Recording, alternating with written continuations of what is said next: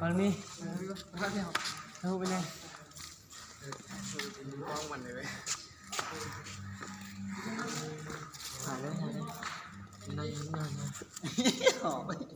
เนี่ยหอมอยู่เย็นอะไรวะ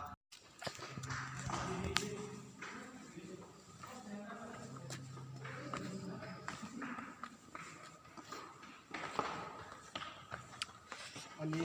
แบกคือกำลังประจนภัยนะ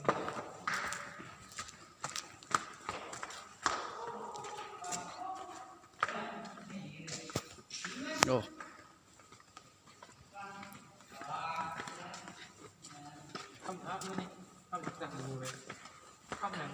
ทำซ้าง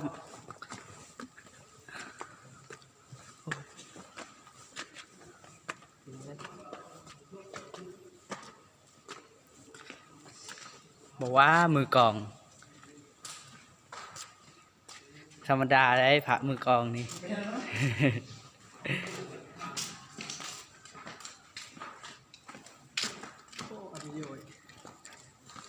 ว้ากระจกพุทธนะมัน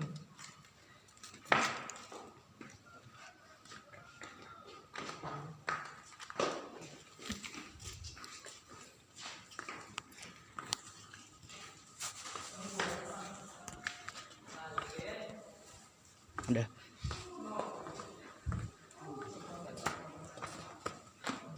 อเข้าไปหลักอย่างเนาะบัดนี้ เข้าไปขอพรจากสิ่งศักดิ์สิทธิ์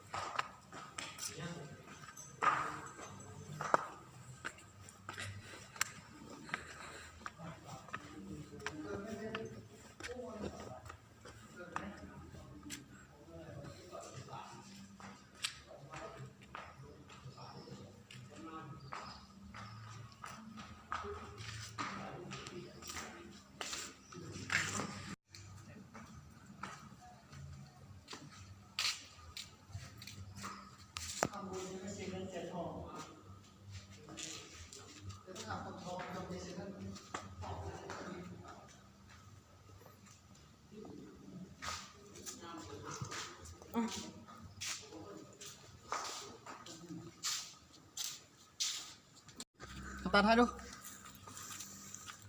มาเลยนะดูก่อนมาเลยไหมจังหวะได้นี่กูว่านั่งอย่างนี้ไม่กูว่าน้อยกว่าเมื่อยเป็นยังไงโอเคแล้วเริ่มจะจับน้ำไปแล้วหอมเลยอยู่อย่าง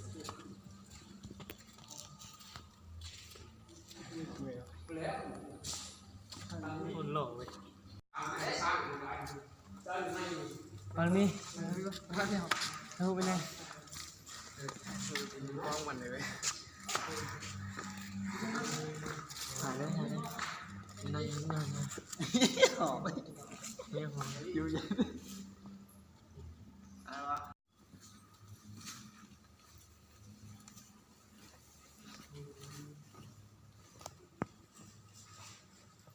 อ่า